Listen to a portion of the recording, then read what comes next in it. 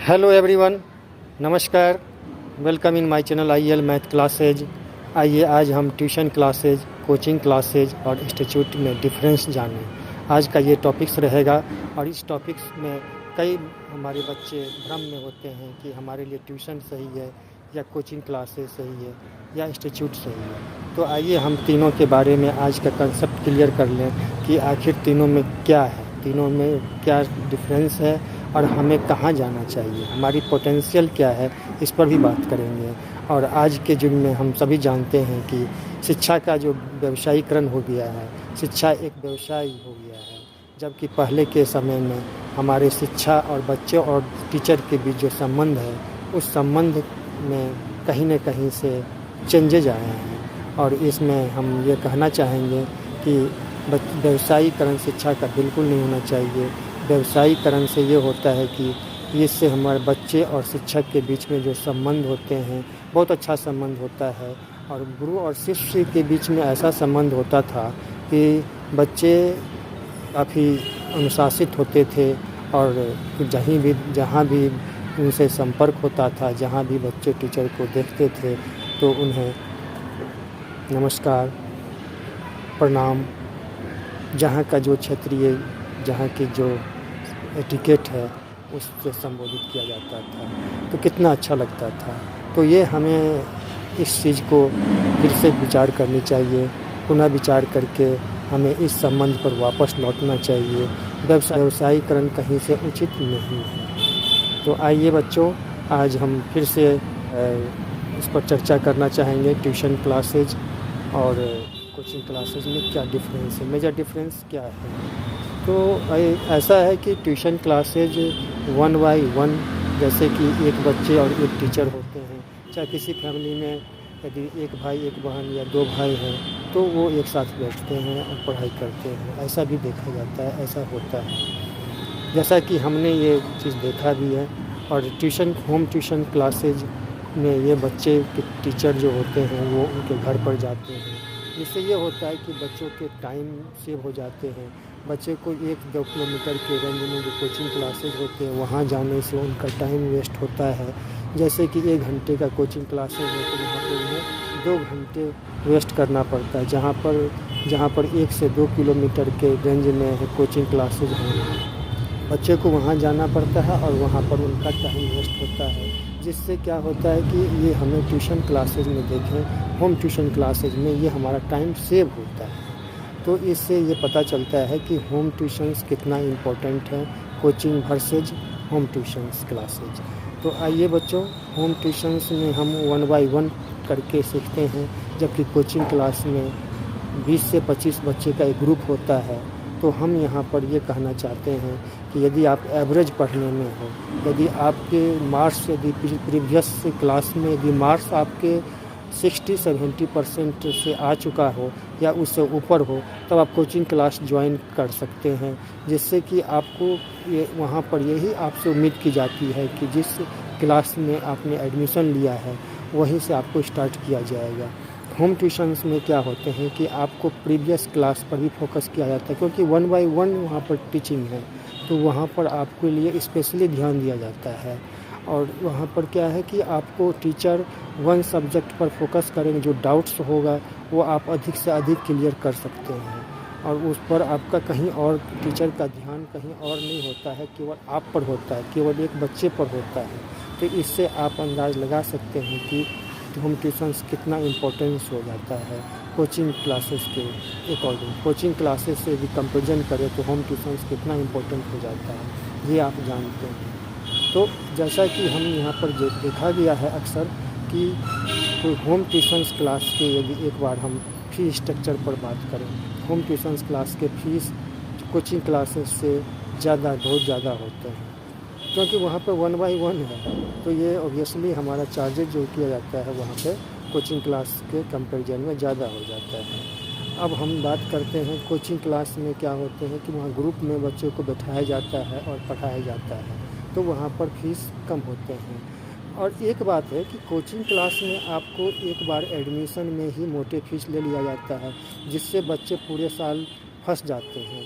यदि बच्चे को समझ में नहीं आ रहा है कंसेप्ट तो भी वो छोड़ नहीं सकते हैं, क्योंकि वो एक बार फीस दे चुके होते हैं। और अपने पेरेंट्स से ये भी नहीं कह सकते हैं कि हम वहाँ पर पढ़ाई अच्छे हो रहे हैं या नहीं हो रहे हैं, हमें सब्जेक्ट के बारे में जानकारी होती है या नहीं होती है, इस चीज़ को भी वो क्लियर बता नहीं सकते हैं और मन ही मन रखते हैं, जिससे ये परिणाम होता है कि जब फाइनल पेपर होते हैं तो बच्चे जब पलट कर जाते हैं, जब अच्छे रिजल्ट नहीं होते हैं या मार्क्स कम होते हैं, तब जा कर के वो फिर कोचिंग चेंज कर पाते हैं। तो इससे क्या होता है कि उनका पूरा सेशन 1 साल बर्बाद हो जाता है और वो फिर हमारे दूसरे क्लास में हमारे दूसरे कोचिंग क्लास में ज्वाइन करने के लिए सोचते हैं, फिर प्लानिंग करते हैं। तो यहाँ पर हमें ये सोचना है कि जैसे कि पांडे जी का कोचिंग बहुत अच्छा है, तो जिस बच्चे को समझ में आते हैं वहाँ उसके लिए वो अच्छा है। अरे आपको यदि किसी श्रीवास्तव जी के कोचिंग में अच्छे होते हैं या मिश्रा जी के कोचिंग में अच्छे पढ़ाए जाते हैं तो आपको वहाँ पर ज्वाइन करना चाहिए। या यहाँ पर ये भी आपको ध्यान देना है कि आपकी पोटेंशियल क्या है, हम किस स्तर तक के कोचिंग लेवल ढूंढते हैं, या हम लो में जाना चाहते हैं या हाई में जाना चाहते हैं, तो इस पर भी आपको खुद निर्णय लेना है।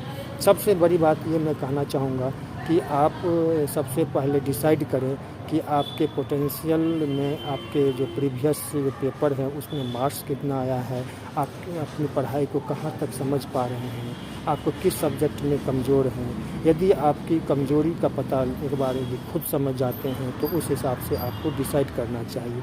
यदि आप बहुत कमज़ोर हैं तो मैं आपको सलाह देना चाहूँगा कि आप कोचिंग के बजाय आप होम ट्यूशन्स घर पर ही टीचर को बुलाएं और अपने पढ़ाई को जारी करें। होम ट्यूशन में ये है कि यदि आपके डाउट्स क्लियर हो जाते हैं तो 1 से 2 महीने या 3 महीने या 6 महीने 8 महीने में अपनी छुट्टी भी कर सकते हैं। लेकिन कोचिंग क्लास में आपको पूरे साल भर पढ़ना पड़ेगा, क्योंकि वहाँ पर आपकी फाउंडेशन है, आपसे फीस लिया जा चुका होता है। बट यहाँ होम ट्यूशन में ऐसा नहीं होता है।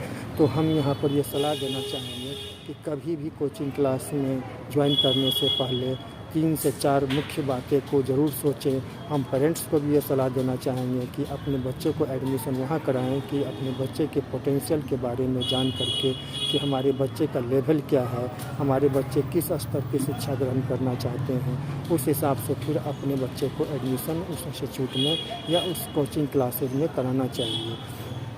और आगे की बात हम ये भी बताना चाहते हैं कि शिक्षा के जो व्यवसायीकरण के समय में यदि आपके कोचिंग यदि अच्छे नाम है, अच्छे रिजल्ट आ रहे हों, तो फिर भी मैं वहाँ पर ये भी सलाह देना चाहूँगा कि रिज़ल्ट अच्छे यदि किसी और बच्चे के हो रहे हैं तो ये ज़रूरी नहीं है कि आपके बच्चे के भी रिज़ल्ट वहाँ से अच्छे हो सकते हैं, क्योंकि आपके बच्चे का लेवल क्या है। हो सकता है कि वहाँ पर अच्छे रिज़ल्ट आने का एक रीज़न ये भी होता है कि वहाँ पर एवरेज बच्चे ना होकर के यदि एक्स्ट्रा ऑर्डिनरी बच्चे वहाँ पर अच्छे मार्क्स वाले बच्चे पहुँचते हैं, जिनका कि प्रीवियस रिकॉर्ड भी अच्छा है। सेल्फ़ स्टडी बहुत ही इम्पोर्टेंट पार्ट होता है। सेल्फ़ स्टडी में बिल्कुल इस पर जोर देना चाहूँगा कि इस पर सेल्फ़ स्टडी करना चाहिए। सेल्फ़ स्टडी का कोई जवाब नहीं है। बच्चे यदि सेल्फ़ स्टडी करते हैं, सेल्फ़ प्रिपरेशन करते हैं, तो उसमें अच्छे रिज़ल्ट होना स्वाभाविक है। कोचिंग क्लास में यही पढ़ाया जाता है कि आप एवरेज ना होकर के यदि आप अच्छे स्कोरर हैं तो फिर आप अच्छे नंबर आने की संभावना होती है। बस एक दर्पण की तरह होता है, जैसे कि शीशे में धूलकण लगे होते हैं तो हमारे चेहरे, हमारे जो फेस होते हैं वो दिखाई नहीं पड़ता। उसी तरीके से हमारे जो दिमाग में जो धूलकण बैठे होते हैं, जिससे कि हमें कोई भी समझ में यदि कोई सब्जेक्ट मैटर के बारे में या कोई सवाल हो या कोई थ्योरम हो या किसी सब्जेक्ट से अकॉर्डिंग कोई भी हमारे समस्या होती है, तो फिर हम वहाँ पर हमारे जो दिमाग में हमारे जो यहाँ पर एक तरीके से कहें जो जंग लगा होता है, तो वहाँ पर उस जंग को हटाया जाता है। वहाँ पर जो कचरे होते हैं या धूलकण होते हैं वो शीशे की तरह हटाया जाता है और वो फिर आपका चेहरा जो है बिल्कुल साफ साफ झलक करके दिखने लगता है, बिल्कुल साफ साफ चेहरा दिखने लगता है। और यही हकीकत है कि कोचिंग क्लास में आप ज्वाइन करने से पहले इस पॉइंट को ज़रूर देखें कि हमारी पोटेंशियल क्या है, तभी जा कर के ज्वाइन करें। और रिज़ल्ट पर जाते हैं तो फिर अपना रिज़ल्ट को जाने रिजल्ट पर जाना तो अच्छी बात है, लेकिन हमारे अपनी जो क्वालिफ़िकेशन है, हमारी जो एवरेज जो पढ़ने का स्टाइल है, हमारा जो प्रीवियस रिकॉर्ड है, वो अब व्यक्तिगत रूप से अपने बारे में सोच करके ही कोचिंग ज्वाइन करें। लो लेवल के भी कोचिंग मिलेंगे, मीडियम लेवल के भी कोचिंग क्लासेस दिए जाएंगे और हाई क्लास भी दिए जाते हैं। तो आपको हाई क्लास में डायरेक्ट एंट्री नहीं लेना चाहिए, जहाँ से आपको ऊपर से आपको जैसे कि यहाँ पर ये उम्मीद किया जाता है कि बच्चे को बेसिक कंसेप्ट क्लियर है, तो फिर वहाँ पर एडवांस पढ़ाई जाती है, जिससे कि जो बच्चे बेसिक कंसेप्ट क्लियर करके जाते हैं, जिनका होम असाइनमेंट क्लियर होता है, तो फिर वो अपना होम जो वर्क पूरा कर लेते हैं। होमवर्क पर भी फोकस किया जाता है। तो वहाँ पर क्या करते हैं, तो होमवर्क यदि आपका ठीक है, यदि आप रेगुलर ढंग से करते हैं, तो फिर वहाँ पर आपको समझ में आएगी और एडवांस पढ़ाई भी समझ पाएंगे, आपके रिजल्ट भी अच्छे होंगे और वहाँ पर कोचिंग में भी नाम होगा, अपना खुद का नाम होगा, पेरेंट्स का भी नाम होगा, उस जगह का नाम होगा और अपने साथ साथ स्कूल कॉलेज का नाम होता है और इसके साथ साथ हर जगह पे अपने राज्य का नाम होता है, देश का नाम रोशन आप करते हैं। तो बात यह है कि यहाँ पर आपका जो हिसाब है, आपके जो कोचिंग में एडमिशन के लिए एंट्री करने के लिए जो आपने यहाँ पर डिसीजन लेते हैं, वो बिल्कुल सोच समझ कर करना चाहिए। आपको किसी दूसरे के पीछे नहीं भागना चाहिए। वहाँ पर क्या दिखाया जाता है कि झाजी का कोचिंग बहुत अच्छा है, वहाँ पर अच्छे पढ़ाई की जाती है, वो आपको निर्णय करना है कि हम यहाँ पर कितने अच्छे हैं और हम यहाँ पर कितने अच्छे तरीके से कंसेप्ट को समझ पाते हैं, इस पर फोकस करना है। लास्ट में मैं ये कहना चाहूँगा कि आप जब भी कोचिंग इंस्टीट्यूट में ज्वाइन करें, तो अपने जो आपके मार्क्स हैं, समझ है, यदि आप बिल्कुल कमज़ोर हैं तो होम ट्यूशन में जाइए। यदि आप एवरेज से ऊपर चल रहे हों तो फिर आपको कोचिंग क्लास ज्वाइन करनी चाहिए। बेहिचक आपके दोनों में रिज़ल्ट अच्छे होंगे। वहाँ पर आपको यदि ज़्यादा कमज़ोर बच्चे होते हैं तो उन्हें 1 बाई 1 की ज़रूरत पड़ती है और वो ग्रुप में नहीं पढ़ पाते हैं, क्योंकि ग्रुप में यदि बैठते भी हैं तो वो कंसेप्ट को क्लियर नहीं कर पाते हैं, समझ नहीं पाते हैं। जब आप सब्जेक्ट मैटर को समझ नहीं पाएंगे तो फिर आप आगे क्या जवाब देंगे, पेपर में आप क्या लिखोगे। तो यहाँ पर ये सब सारी बातें होती है। रही बात होमवर्क की, तो होमवर्क आपको टाइम टू टाइम करना चाहिए, अपने टीचर को दिखाना चाहिए कि क्या आपका प्रोग्रेस हो रहा है, क्या नहीं हो रहा है, कहाँ पर कमज़ोरी है और किस सब्जेक्ट में कमज़ोरी है, उस सब्जेक्ट पर फोकस करें, उस चैप्टर पर फोकस करें। ये सब सारी बातें आपको ध्यान में रखनी है। तो आइए डियर पेरेंट्स, डियर स्टूडेंट्स, मैं आपको ये सलाह देना चाहूँगा कि आप जब भी अपने कोचिंग का चुनाव करें तो सोच समझ करके ही करें और आपको कितना सूट करता है उस पर भी आपको फोकस करना है।